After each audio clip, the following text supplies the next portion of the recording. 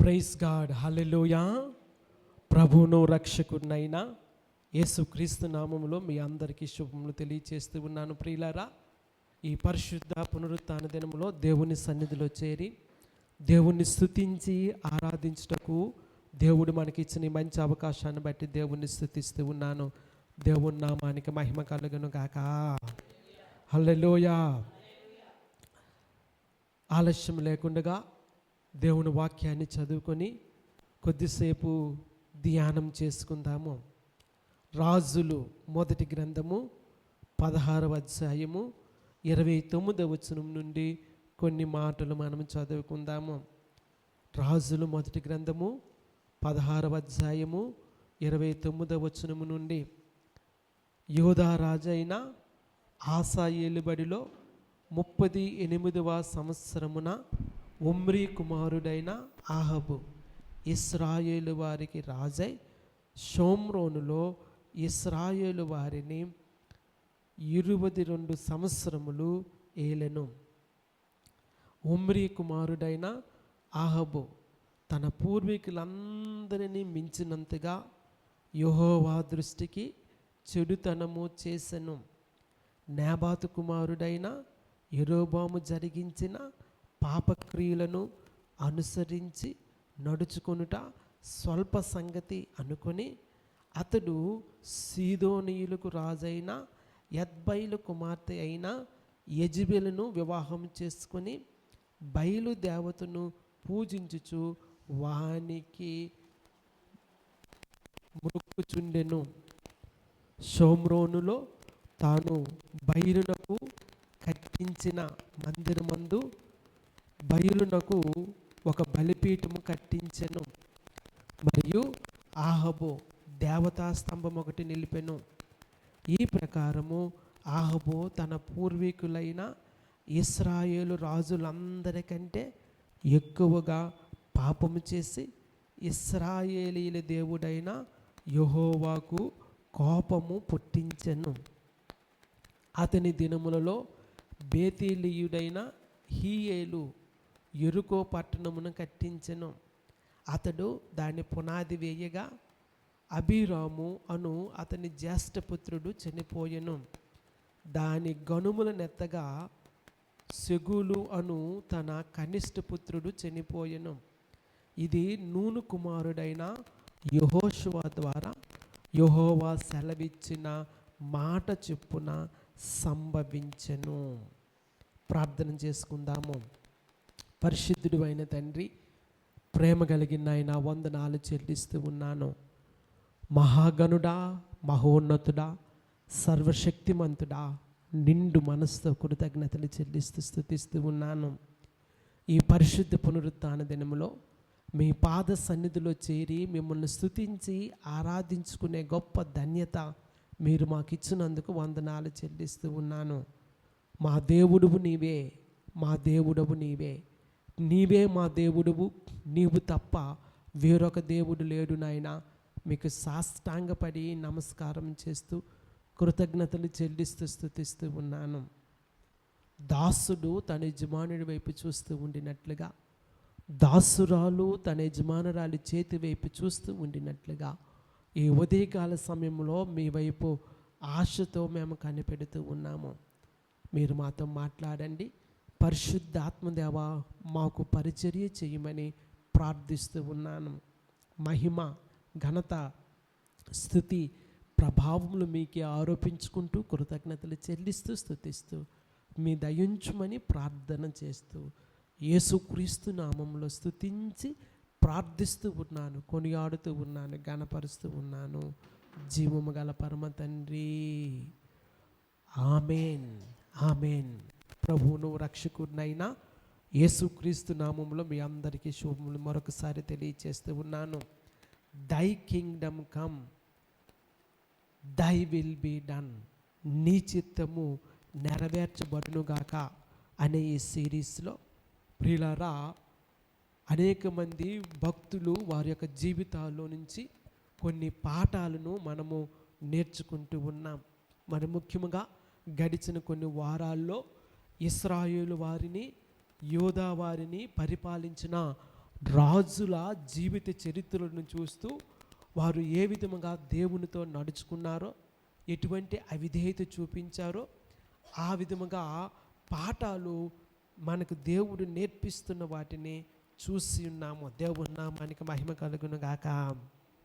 ప్రియులారా, గడిచిన వారంలో యోధాను పరిపాలిస్తున్నటువంటి ఆసా జీవితంలో నుంచి కొన్ని లేఖన భాగాలను, కొన్ని పాఠాలను మనం నేర్చుకున్నాము.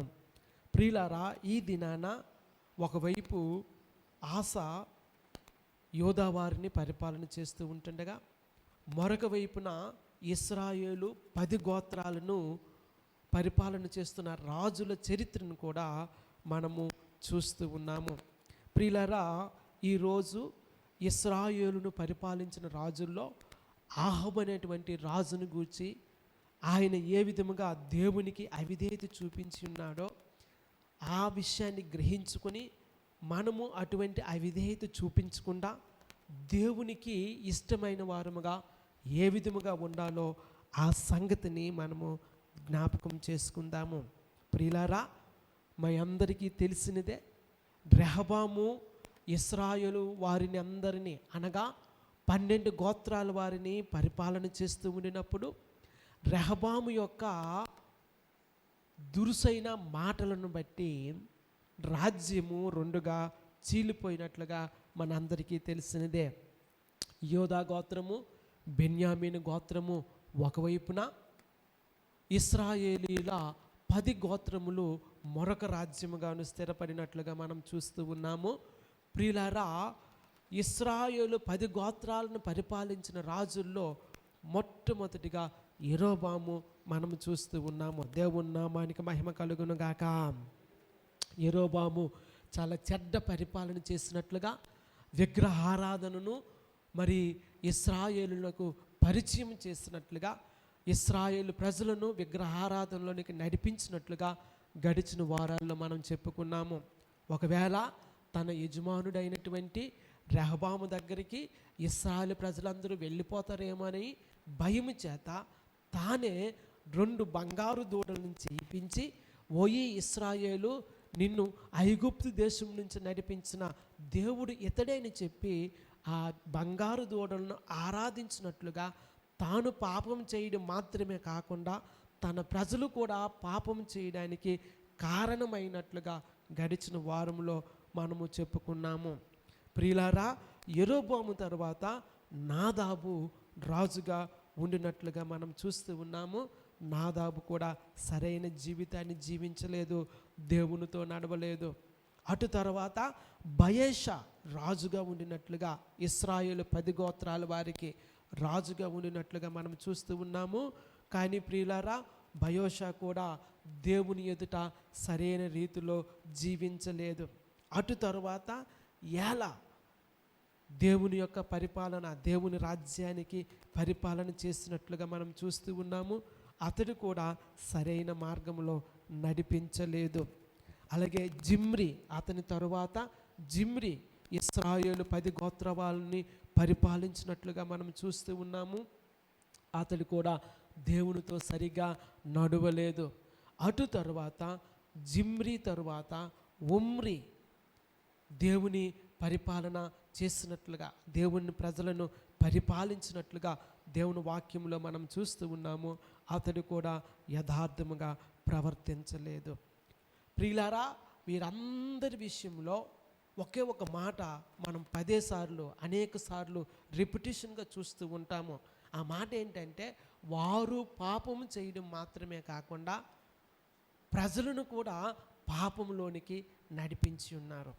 వారు విగ్రహారాధన చేయడం మాత్రమే కాకుండా, వారు జారత్వం చేయడం మాత్రమే కాకుండా ప్రజలను కూడా జారత్వంలోనికి, విగ్రహారాధనలోనికి నడిపించినట్లుగా మనము చూస్తూ ఉన్నాము. ప్రియులారా, ఈ మాట చాలాసార్లు రిపీట్ చేయబడింది దేవుని యొక్క వాక్యములో. సరే, ఏది ఏమైతేనేంటి కానీ ప్రియులారా, ఒమ్రీ తర్వాత అతని కుమారుడైన ఆహాబు ఇశ్రాయేలు 10 గోత్రాల వారిని పరిపాలన చేసినట్లుగా మనము చూస్తూ ఉన్నాము. అదే సంగతి ఈ దినాన మనం చదువుకున్నాము. ప్రియులారా, ఆ మాటలు నేను మరొకసారి మీకు చదువుతాను చూడండి. మొదటి రాజుల గ్రంథము 16వ అధ్యాయము 29వ వచనము. యోధా రాజైన ఆసా ఏలుబడిలో 38వ సంవత్సరమున ఒమ్రీ కుమారుడైన ఆహాబు ఇశ్రాయేలు వారికి రాజై షోమ్రోనులో ఇశ్రాయేలు వారిని 22 సంవత్సరములు ఏలెను. ఆహాబు ఇశ్రాయేలు ప్రజలను అనగా 10 గోత్రాల వారిని 22 సంవత్సరములు పరిపాలన చేసినట్లుగా దేవుని వాక్యములో మనం చూస్తూ ఉన్నాము. ప్రియులారా, ఇతని పరిపాలన కూడా దేవునికి విరుద్ధముగాను దేవునికి ఆయాసకరముగా ఉండినట్లుగా మనం చూస్తూ ఉన్నాము. దేవునితో సరైన జీవితాన్ని జీవించలేదు. ప్రియులారా, దేవుని వాక్యములో మనకు కనబడతా ఉంది. నాబాతు కుమారుడైన అంతకుముందు 30వ వచనములో చూసినట్లయితే ఒమ్రీ కుమారుడైన ఆహాబు తన పూర్వీకులందరినీ మించినంతగా యెహోవా దృష్టికి చెడుతనము చేసెను. ప్రియులారా, ఎంత దురదృష్టకరమైన సంగతో ఒక్కసారి చూడండి. ఎంత భయంకరమైన సంగతో ఒక్కసారి మీరు గమనించండి. ఎవరు ఇశ్రాయేలు ప్రజలను పరిపాలించినా వారు దేవునితో సరిగ్గా నడిచినట్లుగా మనకు కనిపించటం లేదు. అయితే ఒమ్రీ కుమారుడైనటువంటి ఆహాబు కూడా తన ముందు పరిపాలించిన వారందరికంటే మరి ఎక్కువగా దేవునికి వ్యతిరేకముగా జీవించినట్టుగా మనం చూస్తూ ఉన్నాము. ప్రియులారా, అతని గురించి చెప్పబడిన మాట, ఒమ్రీ కుమారుడైన ఆహాబు తన పూర్వీకులందరినీ మించినంతగా యెహోవా దృష్టికి చెడుతనము చేసెను. ప్రియులారా, ఇది చాలా భయంకరమైనటువంటి సంగతే. ఇది ప్రమాదకరమైనటువంటి సంగతే. ఒక రాజ్యానికి, ఒక దేశానికి, దేవుని ప్రజలకు ఇది సరి అయినది కాదు. ప్రియులారా, గమనించాలి. ఆహాబు దేవునిని అనుసరించలేదు. తన పూర్వీకులందరికంటే, తనకు ముందు పరిపాలన చేసిన వారందరికంటే యెహోవా దృష్టికి మరింత చెడ్డతనముగా ఆయన ప్రవర్తించినట్లుగా దేవుని వాక్యములో మనము చూస్తూ ఉన్నాము. ప్రియులారా, మనము దేవునితో సరిగా నడవాలి. మన వెనకాల వచ్చే వారిని కూడా దేవునితో సరైన విధానంలో నడిపించాలి. అంతేగాని మనము చెడిపోయి మనము తప్పుతోవ పట్టి మిగతా వారిని కూడా తప్పుతోవ పట్టించడం అనేది ఆశీర్వాదకరమైన సంగతి కాదు, అది శాపగ్రస్తమైనది. ప్రియులారా, రాజైన ఆహాబు ఎంతో దేవునికి విరోధముగా జీవిస్తూ, అక్కడ ఎంత చక్కగా రాయబడిందో ఆ మాట చూడండి. తన పూర్వీకులందరినీ మించునంతగా వారే పాపం చేశారు, వారే దేవునికి వ్యతిరేకంగా జీవించారు, వారే విగ్రహారాధన ప్రారంభించారు అని మనం చెప్పుకున్నట్లయితే దాన్ని మించినంతగా ఇంకా మరి ఎక్కువ పాపాన్ని చేసి ప్రజల మీదకి శాపాన్ని, ఉగ్రతను తీసుకుని వచ్చినట్లుగా మనం చూస్తూ ఉన్నాము. ఆహాబు, ప్రియులారా, ఇశ్రాయేలీలందరిలో మిక్కిలి చెడ్డదైనటువంటి రాజుగా మిగిలిపోయి ఉన్నాడు. ఈయన చేసిన పనులు ఏంటో ఒక్కసారి మనం చూద్దాము. 31వ వచనంలో చూసినట్లయితే, నాబాతు కుమారుడైన యెరోబాము జరిగించిన పాపక్రియలను అనుసరించి నడుచుకొనుట స్వల్ప సంగతి అనుకొని అతడు సీదోనీయులకు రాజైన ఎత్బైలు కుమార్తె అయిన యెజెబెలును వివాహము చేసుకొని బయలుదేవతను పూజించుచు వానికి మ్రొక్కుచుండెను. ప్రియులారా, గమనించండి. రాజు, ఇంతకుముందు నేను చెప్పాను కానీ మరొకసారి గమనిస్తూ ఉన్నాను. రాజు అయిన వాడు, నాయకుడైన వాడు, నడిపించేవాడు సరిగ్గా లేకపోయినట్లయితే ఎంత ప్రమాదమో మీరు ఇక్కడ చూడండి. ఇక్కడ ఒక మాట, నాబాతు కుమారుడైన యెరోబాము జరిగించిన పాపక్రియలను అనుసరించి. ప్రియులారా, రాజులు వారి యొక్క పరిపాలన లెక్క వేసినప్పుడు వారు మంచి పరిపాలన చేస్తే, వారు యథార్థమైన పరిపాలన చేస్తే దావీదు వలె యథార్థమైన పరిపాలన చేశారని చెప్పడం మనం చూస్తూ ఉన్నాం. అలాగే వారు చెడ్డ పరిపాలన చేస్తే, దేవునికి వ్యతిరేకంగా జీవిస్తే, నాబాతు కుమారుడైన యెరోబాములాగా దేవునికి విరోధముగా జీవించాడని వాక్యములో మనం చెప్పడం చూస్తూ ఉన్నాం. కనుక మంచి పరిపాలన అందించినప్పుడు దావీదుతో పోల్చబడతా ఉన్నారు. చెడ్డ పరిపాలన అందించినప్పుడు యెరోబాముతో పోల్చబడతా ఉన్నారు. దయచేసి గమనించండి, దావీదు మంచి పరిపాలన అందించి ఉన్నాడు. తన సేవకుడైన ఊరియా, అలాగే ఊరియా భార్య విషయంలో తప్ప మిగతా అన్ని విషయాల్లో దావీదు యథార్థముగా ప్రవర్తించి ఉన్నాడని దేవుని వాక్యమే సెలవిస్తూ ఉంది.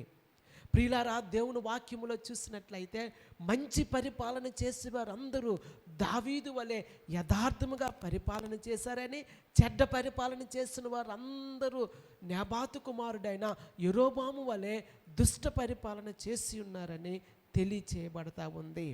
ప్రియులారా, ఎక్కడైతే ఆహాబు యొక్క పరిపాలన నాబాతు కుమారుడైనటువంటి యెరోబాము చేసినటువంటి పాపక్రియలను మించిపోయినట్లుగా దేవుని వాక్యం మనకి తెలియచేస్తూ ఉంది. ప్రియులారా, ఆ మాటలే ఇక్కడ మనం చూస్తూ ఉన్నాం. 31వ వచనములో నాబాతు కుమారుడైన యెరోబాము జరిగించిన పాపక్రియలు అనుసరించి నడుచుకొనుట స్వల్ప సంగతి అనుకొని, యెరోబామే పాపం చేశాడు అనుకుంటే, ఆ తర్వాత వచ్చిన రాజులందరూ దేవుణ్ణి అతిక్రమించి పాపం చేశారు అనుకుంటే, వారికి మించి ఎక్కువైనటువంటి పాపం చేసి దేవునికి విరోధముగా ఆహాబు జీవించడము మనము చూస్తూ ఉన్నాము. ప్రియులారా, దేవుని వాక్యములో మనకు కనబడతా ఉంది, యెరోబాము జరిగించిన పాపక్రియలను అనుసరించి నడుచుకొనుట స్వల్ప సంగతి అనుకుని. ప్రియులారా, కొన్నిసార్లు మనము అనుకుంటూ ఉంటాము. ప్రియులారా, ఇటువంటి సంగతి మనం చూసినట్లయితే మనం ఎంతగా పరిశీలన చేసుకోవాల్సి ఉన్నదో మనం గ్రహించుకోవాల్సి ఉన్నది.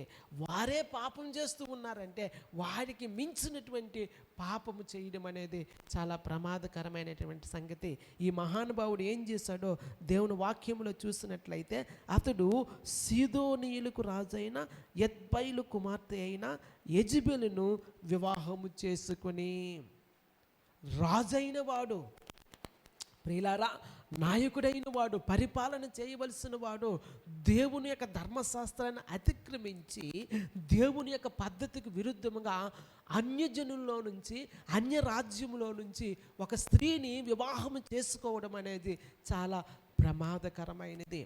ప్రియులారా, పాత నిబంధన కాలములోనే దేవుడు తన ప్రజలకు చాలా స్పష్టంగా చెప్పినటువంటి మాట, దేవుడు తన ప్రజలతో మాట్లాడిన మాట, మీకు అన్యులతో పొత్తు ఉండకూడదు. దేవుని నామానికి మహిమ కలుగును గాక. హల్లెలూయా. చూడండి ఒకసారి ఆ మాట చూద్దాము. ద్వితీయోపదేశకాండము 7వ అధ్యాయము 3వ వచనములో చూసినట్లయితే ఆ మాట మనకు కనబడతా ఉంది. ఒక్కసారి ఆ మాట చదవడము మంచిదే. ద్వితీయోపదేశకాండము 7వ అధ్యాయము 3వ వచనము, నీవు వారితో వియ్యమందకూడదు, వాని కుమారునికి నీ కుమార్తె నియ్యకూడదు, నీ కుమారునికి వాని కుమార్తెను పుచ్చుకొనకూడదు. ప్రియులారా, చాలా స్పష్టంగా దేవుడు చెప్పిన మాట.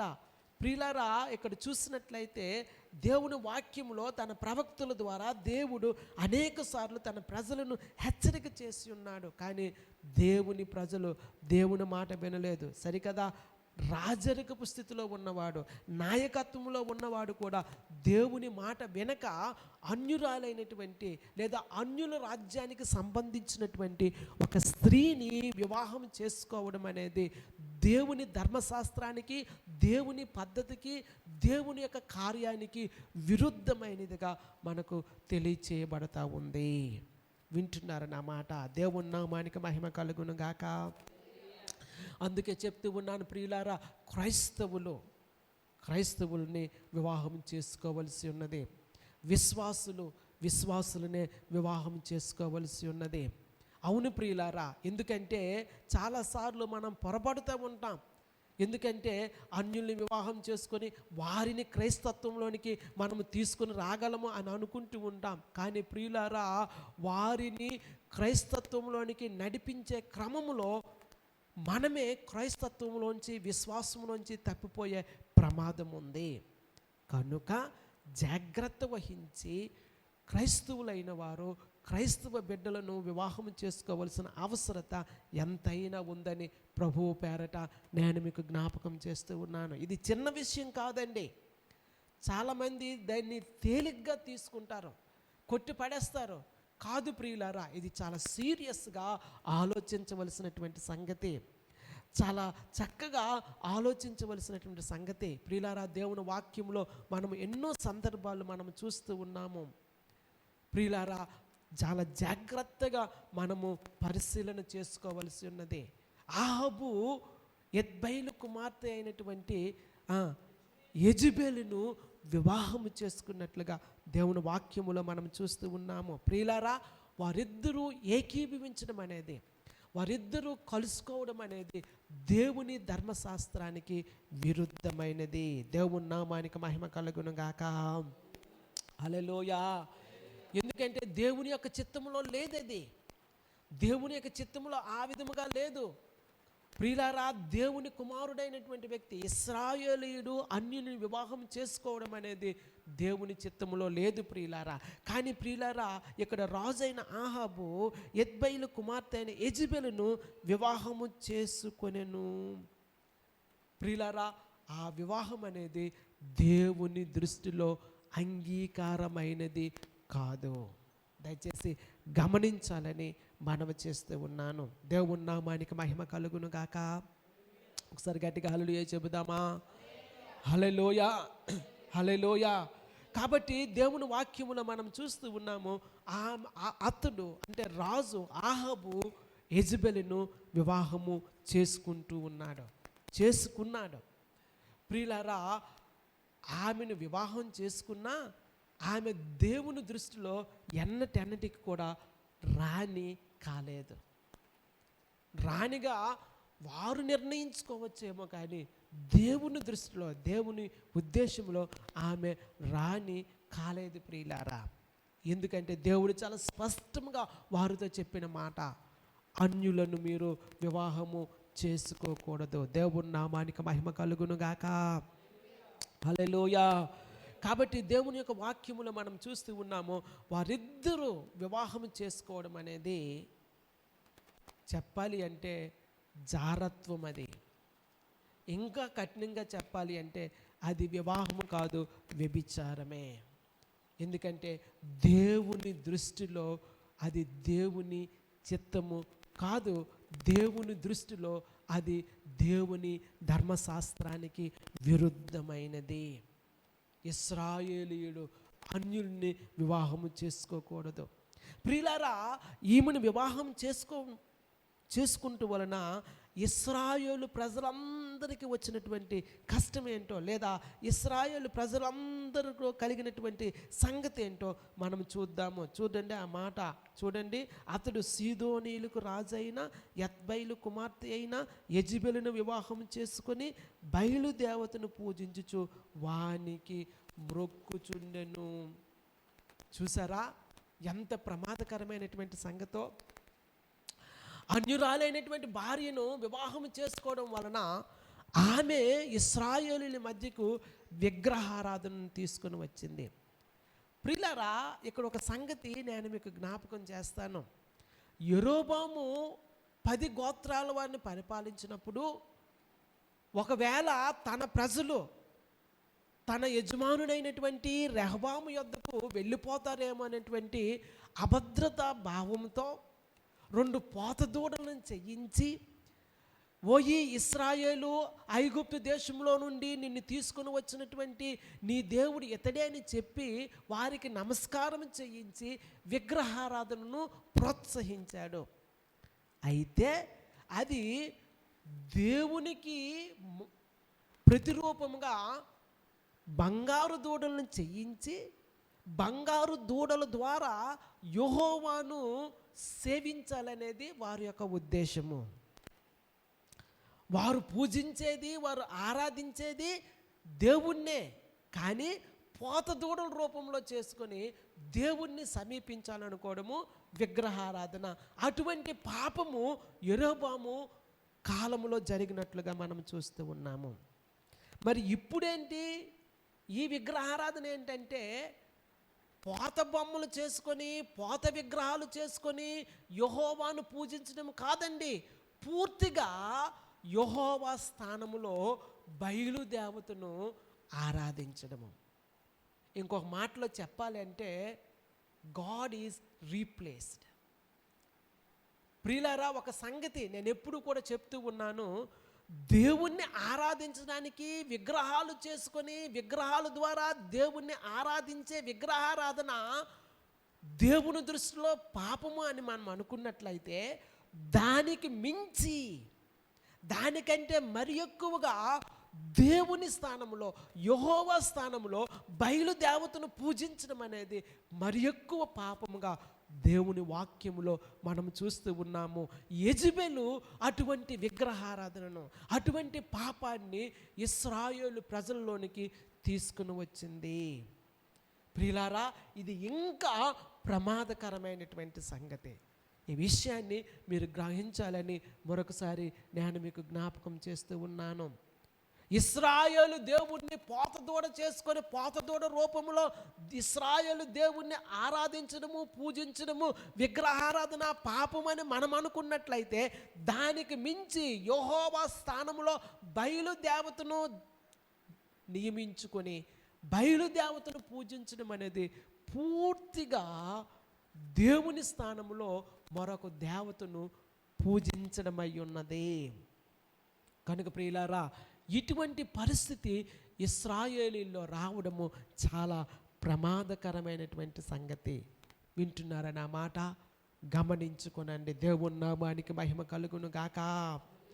ఇశ్రాయేలీలు ఎంతగా దేవునికి విరోధముగా పాపం చేస్తూ ఉన్నారో, ఇశ్రాయేలీలు ఎంతగా దేవునికి విరోధముగా తిరుగుతూ ఉన్నారో, యెజబెల్ అనేటువంటి ఈ స్త్రీ ఎంతగా ఇశ్రాయేలు ప్రజలను విగ్రహారాధనలోనికి నడిపిస్తూ ఉందో ఈ వాక్యము మనకు సాక్ష్యం ఇస్తూ ఉంది. కాబట్టి జాగ్రత్త వహించవలసినటువంటి అవసరత ఎంతైనా ఉందని ప్రభువు పేరట నేను జ్ఞాపకం చేస్తూ ఉన్నాను. ప్రియులారా, అహాబు భార్య అయినటువంటి యెజబెలు ఒక స్త్రీయే కాదండి. ఆమె నిజంగా చెప్పాలనుకున్నట్లయితే విగ్రహారాధనను ఇశ్రాయేలు వారికి పరిచయం చేసినటువంటి, లేదా విగ్రహారాధనను ఇశ్రాయేలులో బలవంతము చేసినటువంటి ఒక రాణిగా, లేకపోతే ఒక స్త్రీగా మనకు కనబడతా ఉంది. ప్రియులారా, ఆమె చాలా ప్రమాదకరమైన విగ్రహారాధన చేయటం మాత్రమే కాకుండా అలాగా విగ్రహారాధన చెయ్యలేని వారిని హింసించి శిక్షించి ప్రియులారా అధికార దుర్వినియోగం చేయడం అనేది మనము చూస్తూ ఉన్నాము. దేవుని వాక్యంలో ఆ సంగతి మనకు కనబడతా ఉంది.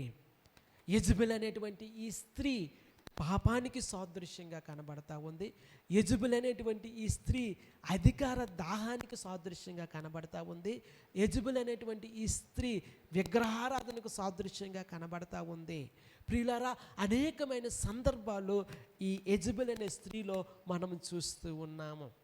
ప్రియులారా, క్రొత్త నిబంధనలో యెజబెల్ అనేటువంటి ఈ స్త్రీని గురించి మాట్లాడుతూ ఉన్నప్పుడు దేవుని వాక్యంలో కొన్ని మాటలు మనకు కనబడతా ఉన్నాయి. చూడండి, ప్రకటన గ్రంథము 2వ అధ్యాయము, ప్రకటన గ్రంథము చదువుదాం ఆ మాటలు. చూడండి, ప్రకటన గ్రంథము 2వ అధ్యాయము 20వ వచనం నుండి చదివినట్లయితే, అయినను నీ మీద తప్పు ఒకటి నేను మోపవలసి ఉన్నది, ఏమనగా తాను ప్రవక్తనని చెప్పుకొనుచున్న యెజబెల్ అనే స్త్రీని నీ ఉండనిచ్చుచున్నావు. జారత్వం చేయుటకును విగ్రహములకు బలి ఇచ్చిన వాటిని తినుటకును అది నా దాసులకు బోధించుచు వారిని మోసపుచ్చుచున్నది. ప్రియులారా, తుయతైరా సంఘముతో పరిశుద్ధాత్మదేవుడు వ్రాయించినటువంటి మాటలు మనం చదివినట్లయితే, ఆ సంఘములో యెజబెల్ అనేటువంటి స్త్రీ ఉండినట్లుగా ప్రియులారా మనము చూస్తూ ఉన్నాము. ప్రియులారా, ఒక విషయాన్ని గమనించండి. ఇంతకుముందు మనం చెప్పుకున్నాము, కానీ మరొకసారి నేను మీకు జ్ఞాపకం చేస్తూ ఉన్నాను. ఈ తుయతైరా సంఘము రోమన్ క్యాథలిక్ సంఘానికి సాదృశ్యంగా ఉందని చెప్పుకున్నాము. దయచేసి గమనించండి. తుయతైరా సంఘము రోమన్ క్యాథలిక్ సంఘానికి సాదృశ్యముగా ఉంది. అందుకే ప్రియులారా, రోమన్ క్యాథలిక్ సంఘంలో విగ్రహారాధన మనకు కనబడతా ఉంది. రోమన్ క్యాథలిక్ సంఘంలో స్త్రీ ఆరాధన మనకు కనబడతా ఉంది. కనుక జాగ్రత్త వహించవలసి ఉన్నది. ఈ దినాన మనం విగ్రహాలు పెట్టుకోలేకపోవచ్చు, బొమ్మలు పెట్టుకోలేకపోవచ్చు, కానీ దేవునికి మించి ఏదైనా మనము ప్రాధాన్యత ఇస్తూ ఉన్నామంటే అది మన జీవితంలో విగ్రహారాధన అనే సంగతిని జ్ఞాపకం పెట్టుకుంటూ ఉండాలి.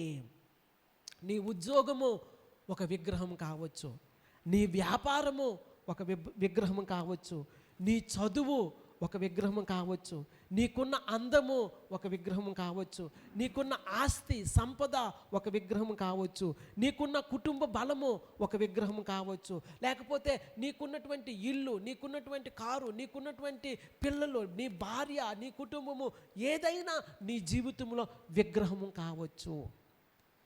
దేవుని కంటే మనము దేనిని ఎక్కువగా ప్రేమించినా అది మన జీవితంలో విగ్రహం అనే సంగతిని మనము జ్ఞాపకం పెట్టుకుంటూ ఉండాలి. దేవుని నామానికి మహిమ కలుగును గాక.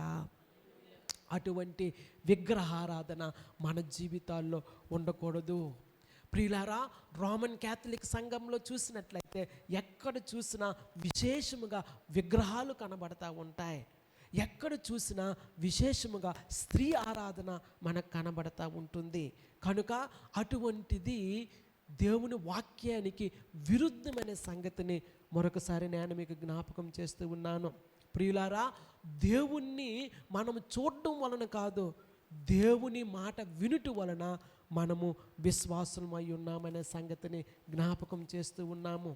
ఏదో ఒక విగ్రహ రూపంలో, ఏదో ఒక ప్రతిమ రూపంలో దేవుణ్ణి తయారు చేసుకొని ఇది మా దేవుడని చూసి మనము నమ్మటం కాదండి.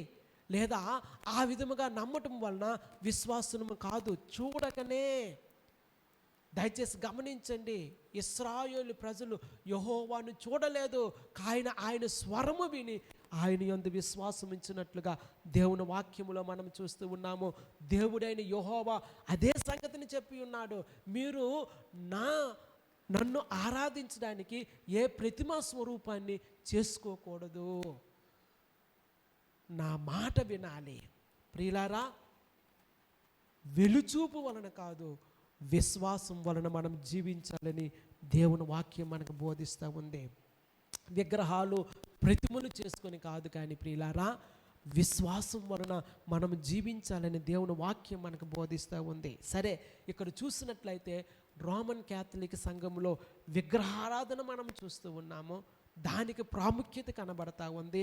అలాగే స్త్రీ ఆరాధన కూడా మనము చూస్తూ ఉన్నాము. ప్రియులారా, చాలా ఒక సంగతిని నేను మీకు జ్ఞాపకం చేస్తాను. ఒక దైవజనుడు ఇచ్చిన సాక్ష్యాన్ని నేను మీకు జ్ఞాపకం చేస్తాను.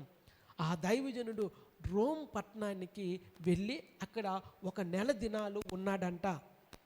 ఆ నెల దినాల్లో ఆ రోము పట్టణంలో ఆయన చూసినటువంటి విగ్రహాలు విశేషముగా ఉన్నాయి.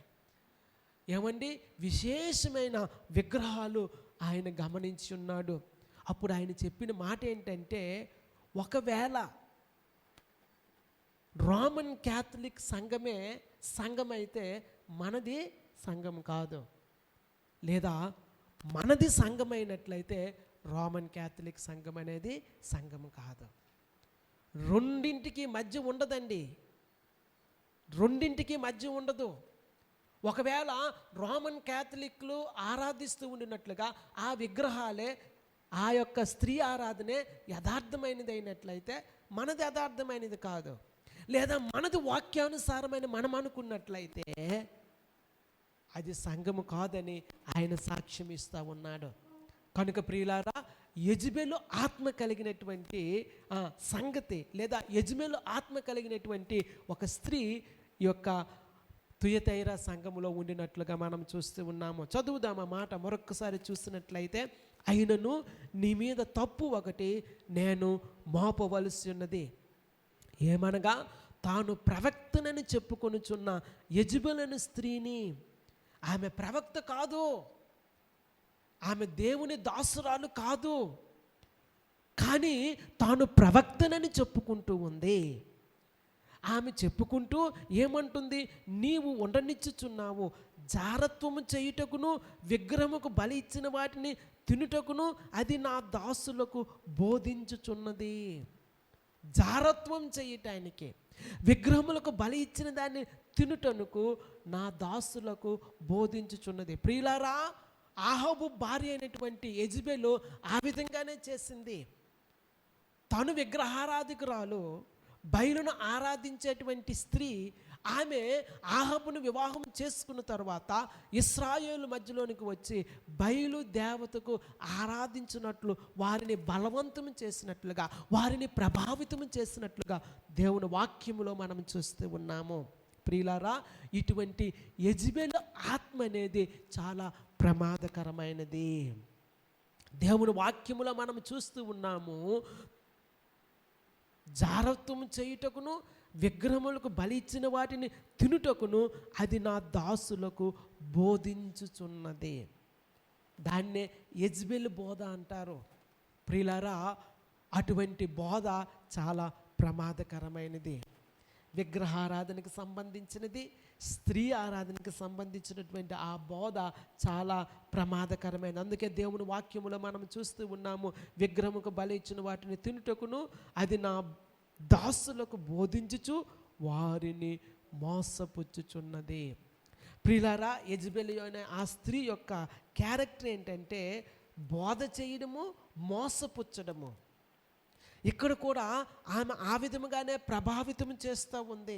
ఆహాబు భార్య అయినటువంటి యెజబెలు వారందరూ విగ్రహారాధన చేయలాగున, జారత్వం చేయలాగున, విగ్రహములకు అర్పించిన దాన్ని తినులాగున వారిని ప్రేరేపిస్తూ ఉంది, బలవంతం చేస్తూ ఉంది.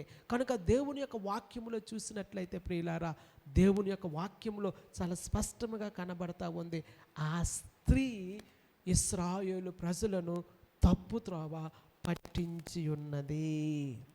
వింటున్నారన్న మాట. దేవుని నామానికి మహిమ కలుగును గాక. హల్లెలూయా, హల్లెలూయా. ప్రియులారా, ఈ యెజబెలు అనేటువంటి ఆ స్త్రీ చెప్పాలి అంటే ఒక వ్యక్తి కాదండి. ప్రకటన గ్రంథంలో చెప్పబడినట్లుగా ఆమె ఒక వ్యవస్థ, ఆమె ఒక సిస్టమ్.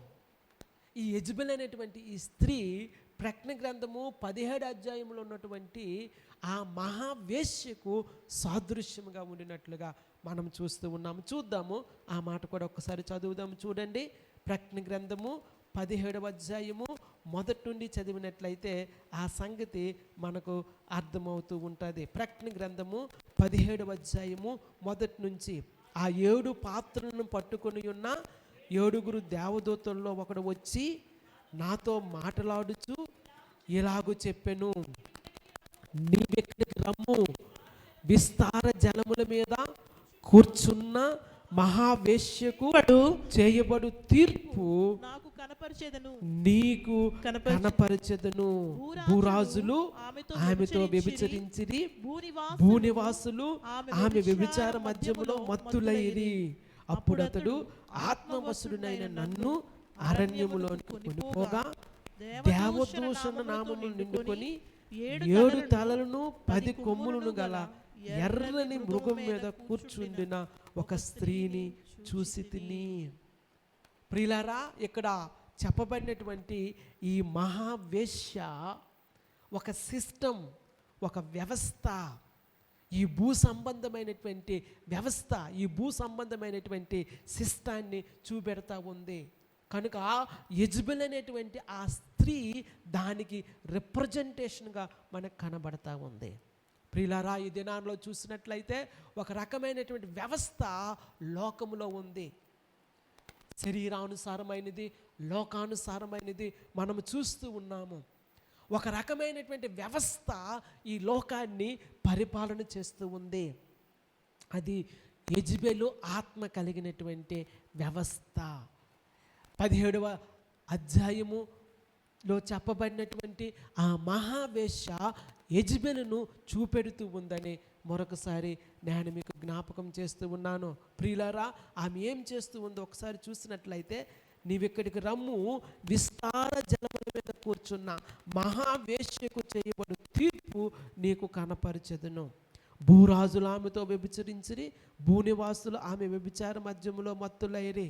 అప్పుడు అతడు ఆత్మవశుడైన నన్ను అరణ్యమునకు కొనుపోగా, దేవదూషణ నామములతో నిండుకొని 7 తలలను 10 కొమ్ములను గల ఎర్రని మృగం మీద కూర్చుండిన ఒక స్త్రీని చూసి తిని. ఆ స్త్రీ ధూమ్ర రక్తవర్ణము గల వస్త్రములను ధరించుకొని బంగారముతోనూ రత్నములతోనూ ముత్యములతోనూ అలంకరింపబడినదే ఏహ్యమైన కార్యములతోనూ తాను చేయుచున్న వ్యభిచార సంబంధమైన అపవిత్ర కార్యములతోనూ నిండిన ఒక సువర్ణ పాత్రను తన చేతిలో పట్టుకొని ఉండెను. ఏహ్యమైన కార్యములో, ప్రియులారా, దేవుని చిత్తానికి విరుద్ధమైన కార్యములో, దేవునికి అసహ్యమైన కార్యములు చేస్తున్నటువంటి ఈ స్త్రీ యెజెబెలుకు సాదృశ్యముగా మనకు కనబడతా ఉంది. ప్రియులారా, దేవుని యొక్క వాక్యములో చూసినట్లయితే అనేకమైన సంగతులు మనకు బోధించబడతా ఉన్నాయి. యెజెబెల్ అనే స్త్రీ పాత నిబంధన కాలములో దేవుని ప్రజలను ఏ విధంగా తప్పుతోవ పట్టించిందో, అటువంటి ఒక వ్యవస్థ ఈ దినాన దేవుని ప్రజలు, దేవుని సంఘాన్ని ఏ విధముగా తప్పుత్రోవ పట్టిస్తూ ఉందో దేవుని వాక్యములో స్పష్టంగా మనం చూస్తూ ఉన్నాము. విగ్రహారాధన, స్త్రీ ఆరాధన సంఘములో ఉండకూడదు. దేవుని నామానికి మహిమ కలుగును గాక. సంఘములో లోకానికి సంబంధించినటువంటి వ్యవస్థ ఉండకూడదు. సంఘములో దేవుని వాక్యానుసారమైన పద్ధతులు ఉండాలా, సంఘములో దేవుని వాక్యానుసారమైన సంగతులు ఉండాలా, సంఘములో దేవుని వాక్యము చేత నింపబడుతూ ఉండాలి. ప్రియులారా, సంఘముకు ఉండవలసినటువంటి గుర్తులను గూర్చి ఇంతకు ముందు నేను మీకు తెలియచేసి ఉన్నాను, జ్ఞాపకం చేసుకునండి. కనుక యెజెబెలు ఆత్మ కలిగిన వారు డిస్టర్బ్ చేయడానికి ప్రయత్నం చేస్తూ ఉండినప్పుడు మనము జాగ్రత్తగా వాటిని త్రిప్పి కొట్టవలసి ఉన్నదని మరొకసారి నేను మీకు జ్ఞాపకం చేస్తూ ఉన్నాను.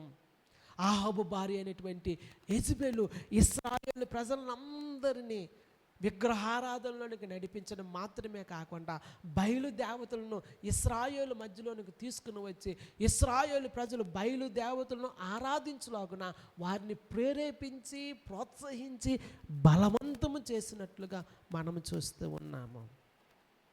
ఇటువంటి దుర్భరమైన పరిస్థితి ఏ దేశానికి, ఏ రాజ్యానికి ఉండకూడదు.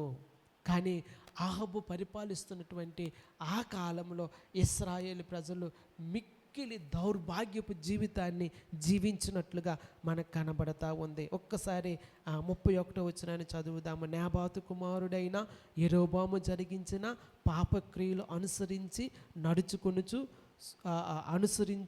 నడుచుకొనుట స్వల్ప సంగతి అనుకొని అతడు సీదోనీయులకు రాజైన ఎత్బైలు కుమార్తె అయిన యెజెబెలును వివాహము చేసుకుని బయలు దేవతను పూజించుచు వానికి మ్రొక్కుచుండెను. ప్రియులారా, ఇది ప్రమాదకరమైనటువంటి సంగతి. తాను పాపం చేయడం మాత్రమే కాకుండా అనేక మంది పాపం చేయలాగున వారిని కూడా ప్రేరేపించడము చాలా ప్రమాదకరమైనటువంటి సంగతి. ఆహాబు లాంటి రాజు ఆ విధముగా ప్రవర్తించడము ఎంతో ప్రమాదకరమైనది. ప్రియులారా, ఆ సంగతి ఇంకా మనం చూద్దాం. 32వ వచనంలో చూసినట్లయితే, సోమ్రోనులో తాను బయలునకు కట్టించిన మందిరమందు బయలునకు ఒక బలిపీఠము కట్టించెను. ప్రియులారా, అదే సంగతిని నేను మీకు తెలియచేస్తూ ఉన్నాను. వారు దేవుని విగ్రహం రూపంలో తయారు చేసుకొని దేవుణ్ణి విగ్రహాలతో పోల్చి ఆరాధించడం మాత్రమే కాదు, పూర్తిగా దేవుడే స్థానభ్రంశమయ్యాడు. దేవుని స్థానములో, యెహోవా స్థానములో బయలు దేవత పూజించబడ్డం అనేది మనం ఇక్కడ చూస్తూ ఉన్నాము. ప్రియులారా, దేవుని వాక్యములో చాలా స్పష్టంగా కనబడతా ఉంది. God is replaced. దేవుని స్థానములో బయలు దేవత పూజించబడతా ఉంది. మరియు ఆహాబు దేవతా స్తంభం ఒకటి నిలిపెను. ఈ ప్రకారము ఆహాబు తన పూర్వీకులైన ఇశ్రాయేలు రాజులందరికంటే ఎక్కువగా పాపము చేసి ఇశ్రాయేలు దేవుడైన యెహోవాకు కోపము పుట్టించెను. ప్రియులారా గమనించండి, మిక్కిలి కోపము పుట్టించినట్లుగా దేవుడైన యెహోవాకు గొప్ప కోపము పుట్టించినట్లుగా దేవుని వాక్యములో మనం చూస్తూ ఉన్నాము. అటువంటి పరిస్థితి చాలా ప్రమాదకరమైనది. ప్రియులారా, ఇటువంటి పరిస్థితి ఏ ఏ రాజ్యములో ఉండకూడదు. విగ్రహారాధన, అలాగే దేవత ఆరాధన, స్త్రీ ఆరాధన ఎంతో ప్రమాదకరమైనది. ప్రియులారా 31, 33, 34 వచనాలు చదువుకుందాం. ఈ ప్రకారము ఆహాబు తన పూర్వీకులైన ఇశ్రాయేలు రాజులందరికంటే ఎక్కువగా పాపము చేసి ఇశ్రాయేలు దేవుడని యెహోవాకు కోపము పుట్టించును. 34వ వచనం, అతని దినములలో బేతేలీయుడైన హీయేలు యెరికో పట్టణమును కట్టించెను. అతడు దాని పునాది వేయగా అబీరాము అను అతని జ్యేష్ఠపుత్రుడు చనిపోయెను. దాని గౌనులు నెత్తగా సెగూబు అను అతని కనిష్ట పుత్రుడు చనిపోయెను. ఇది నూను కుమారుడైన యెహోషువ ద్వారా యెహోవా సెలవిచ్చిన మాట చెప్పున సంభవించెను. ప్రియులారా, ఇక్కడ యెరికో పట్టణాన్ని గురించి ఎందుకు ప్రస్తావించబడిందో ఒక్కసారి గమనించండి. యెరికో పట్టణం అనేది శపితమైన పట్టణము. మీ అందరికీ తెలుసు, యెరికో పట్టణము దేవుణ్ణి వ్యతిరేకంగా ఉండినప్పుడు, ఇశ్రాయేలు ప్రజలను వారు అడ్డుకున్నప్పుడు యెహోషువ నాయకత్వంలో జనులు యెరికో పట్టణాన్ని కూల్చివేసినట్లుగా, యెరికో పట్టణాన్ని ముట్టడి వేసినట్లుగా, యెరికో పట్టణాన్ని కాల్చివేసినట్లుగా మనం చూస్తూ ఉన్నాము. ఆ పట్టణాన్ని కాల్చడం మాత్రమే కాదు, ఆ పట్టణాన్ని గురించి దేవుడు ఒక మాట, ఒక ఆజ్ఞ వారికి ఇచ్చి ఉన్నాడు. యెహోషువ గ్రంథము 6వ అధ్యాయము 26వ వచనం చూసినట్లయితే, ఆ కాలమున యెహోషువ జనుల చేత శపథము చేయించి వారికి ఎలాగో ఆజ్ఞాపించెను, ఎవడు యెరికో పట్టణమును కట్టించ పూనుకొనునో వాడు యెహోవా దృష్టికి శాపగ్రస్తుడగును. దాని పునాది వేయగా వాని జ్యేష్ఠ కుమారుడు చచ్చును. దాని తలుపులను నిలువనెత్తగా వాని కనిష్ట కుమారుడు చచ్చును. యెహోవా యెహోషువనకు తోడయుండెను గనుక అతని కీర్తి దేశమంతటిను వ్యాపించెను. ప్రియులారా, యెరికో పట్టణాన్ని గురించి దేవుడు చెప్పిన మాట, ఆ పునాది, ఆ పట్టణము తిరిగి కట్టబడకూడదు, శాపగ్రస్తమైనది తిరిగి కట్టబడకూడదు. కానీ ఆహాబు పరిపాలన చేసినటువంటి ఆ కాలములో శాపగ్రస్తమైనటువంటి ఆ పట్టణము తిరిగి నిర్మించబడింది.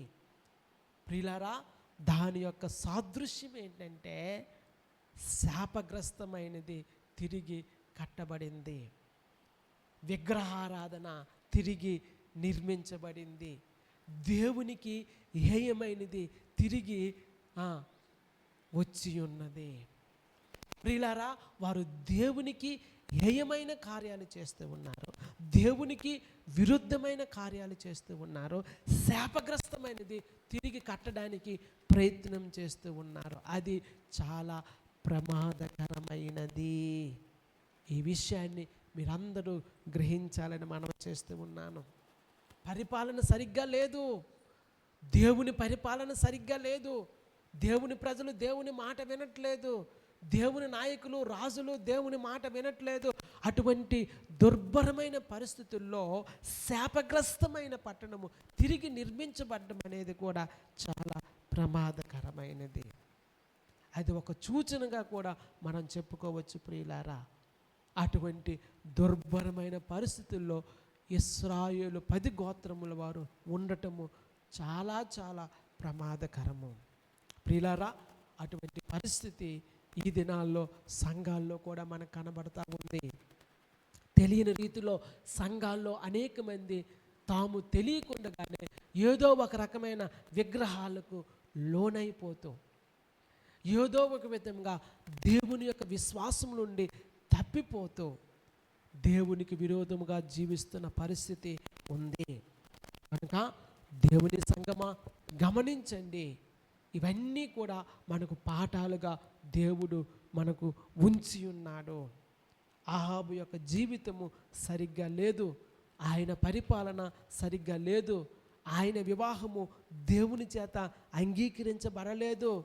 ఆయన అన్యురాలైన యెజబెలును వివాహము చేసుకుంటూ వలన ఇశ్రాయేలు ప్రజలు సంపూర్ణంగా దేవుడిని విడిచిపెట్టి బయలుదేవతను అనుసరించడం ప్రారంభించి ఉన్నాడు. యెజబెలు అటువంటి ప్రభావితాన్ని ఇశ్రాయేలు ప్రజల్లో చేయడం మనం చూస్తూ ఉన్నాము.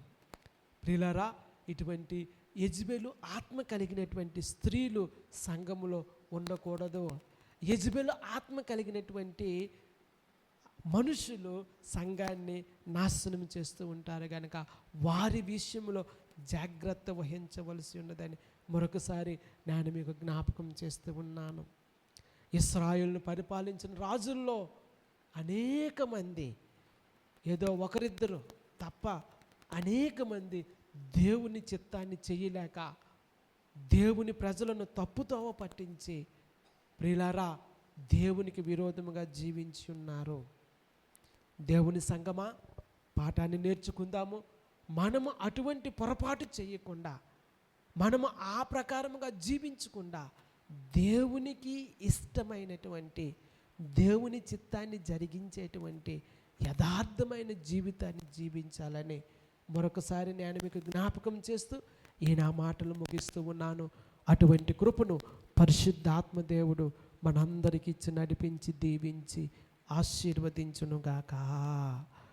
ఆమేన్. ప్రార్థన చేసుకుందాము. పరిశుద్ధుడు అయిన తండ్రి, ప్రేమ కలిగిన నాయన, వందనాలు చెల్లిస్తూ ఉన్నాను. జీవము కలిగిన తండ్రి, జీవాధిపతి, కృతజ్ఞతలు చెల్లిస్తూ స్తుతిస్తూ ఉన్నాను. మహాగణుడా, మహోన్నతుడా, సర్వశక్తిమంతుడా, నిండు మనసుతో వందనాలు చెల్లిస్తూ ఉన్నాను.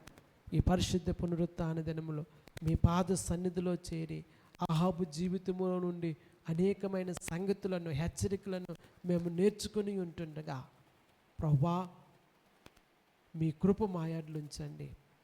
మేము మీకు విధేయత చూపించి మీ చిత్తాన్ని జరిగించే వారముగా మమ్మల్ని తీర్చిదిద్దుమని, సమకూర్చుమని ప్రార్థిస్తూ ఉన్నాను. మీ కృప చూపించండి. యేసుక్రీస్తు నామంలో స్తుతించి ప్రార్థిస్తూ ఉన్నాను, కొనియాడుతూ ఉన్నాను, ఘనపరుస్తూ ఉన్నాను. జీవము గల పరమ తండ్రి. ఆమేన్, ఆమేన్. మంచిది ప్రియులారా, ఈ సమయంలో